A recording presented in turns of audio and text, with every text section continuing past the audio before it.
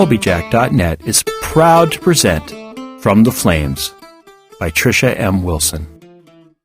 The people of the fire, the Blesa, led by their queens, have ruled the island of Alfeyju and oppressed the Driva, the people of the ice, for more than 16 generations.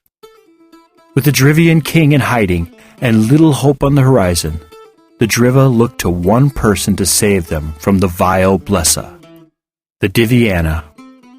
According to legend, the divinely gifted Diviana will one day overthrow the Blesa and restore the Drivian King to his rightful throne.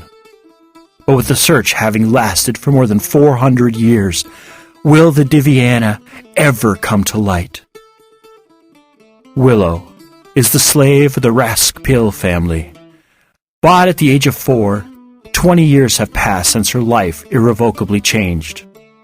Her existence is no worse than any other slave, but within, Willow wonders if there isn't something more she should be doing with her life other than serving the ungrateful. Ordered to travel with her master's family to Sondertoft, so her master's adult children can take part in an ancient rite of passage, Willow is shocked when she learns that she too must participate. Will she fail, as all before her have? Will she rise to the challenge and become stronger after passing through the flames?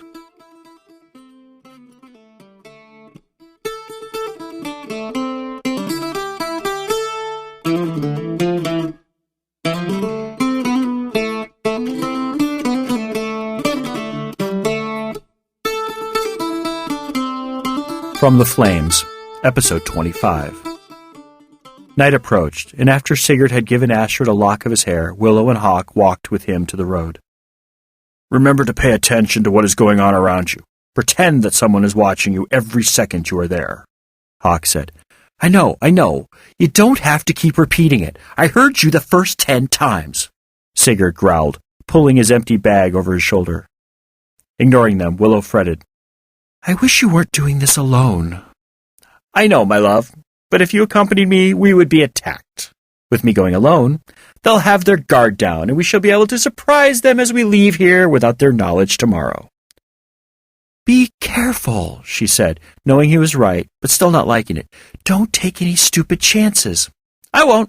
Until later, my heart, he said, kissing Willow's cheek before he turned and walked away from the house. Does he know where we're headed? Hawk asked as they went back inside. No. Not yet. I told him we'd tell him when he got back safely. He didn't like it, but I convinced him it was the best course of action for us all. Good. If things go wrong and he gets captured, he won't be able to tell them anything. Don't say things like that, Willow ordered. He's not going to get captured. Everything is going to be fine. Understand? I hear you, Hawk replied. But just because you want something to not happen doesn't mean it couldn't. I know, but you don't have to expect the worst-case scenario to happen every time either. You can't be positive. You don't have to come with us. I would have to be killed before I would allow you to go with only him to protect you, Hawk snarled. My words may not be as flowery as his, but I care about you and would do anything to keep you happy and healthy. Willow immediately felt bad about her harsh words. That means a lot to me, Hawk. I care for you too. But you've got to stop harping on the negative. If you expect good things to happen, they will. Right now, I expect Sigurd to come through the door in an hour or two with nothing bad having happened. Just wait and see. I'll be right. 2 hours later, the back door to Astrid's home opened, and Sigurd's voice rang out. I'm back, safe and sound, and with all my limbs still intact. Oh, goody, Hawk mumbled. Willow heard his words, glared at him, and said, Behave, before getting to her feet to greet Sigurd, who had just entered the sitting room.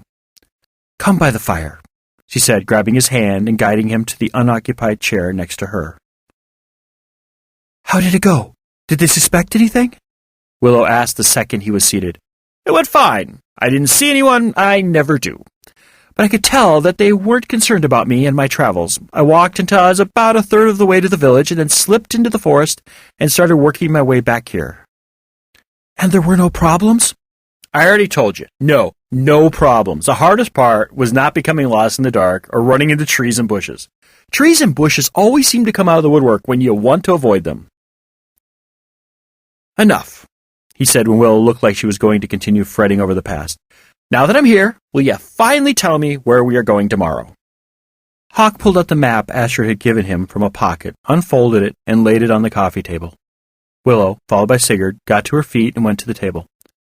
Mistress Astrid told us where we should start our quest, she said. Looking at the map quickly, she found the location she was looking for.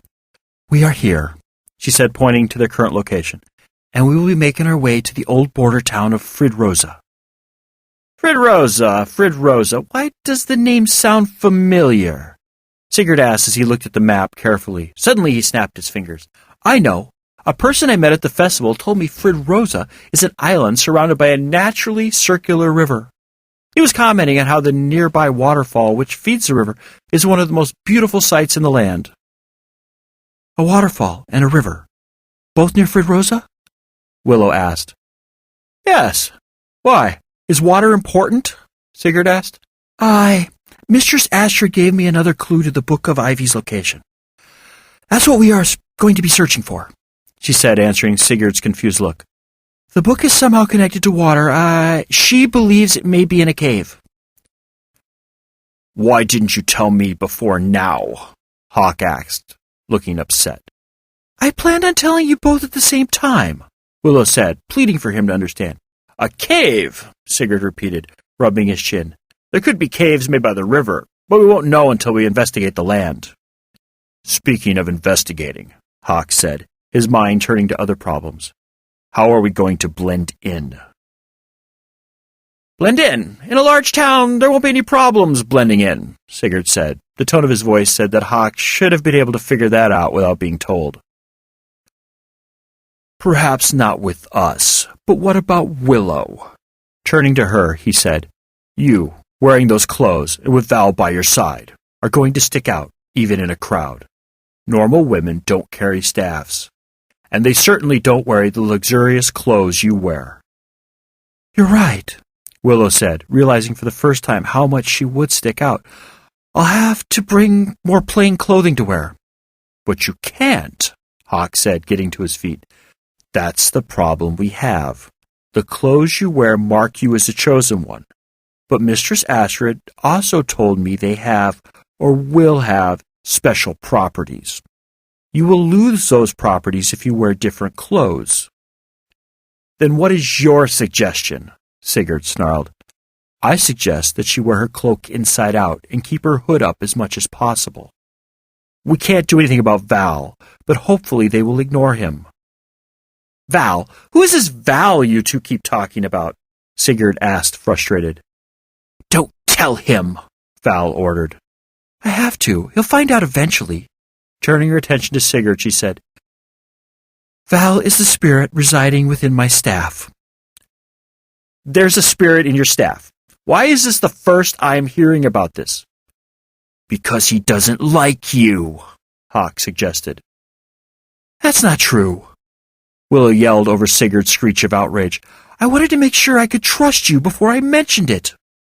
Is there anything else you haven't mentioned? Sigurd asked through clenched teeth. Anything you might not have told me because you didn't trust me enough in the beginning?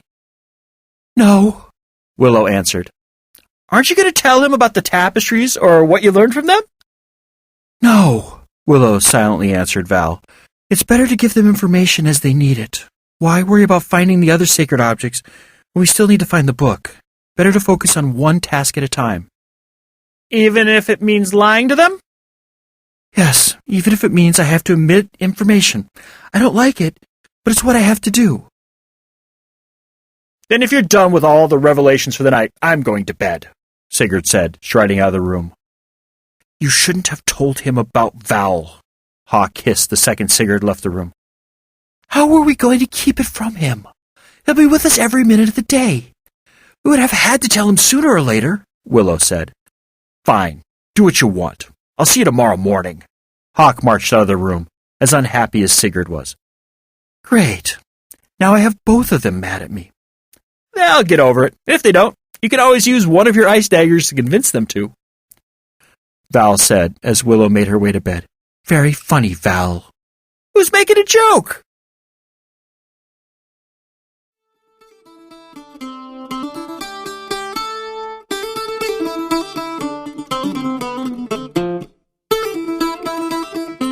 This work is released under Creative Commons Attribution, Non-Commercial, Share-alike license. Do what you want with it. Remix it, re-record it, transcribe it, share it. Just don't sell it or change the terms of the license. Your creation must be released under an Attribution, Non-Commercial, Share-alike license. Thank you for listening and have a nice day.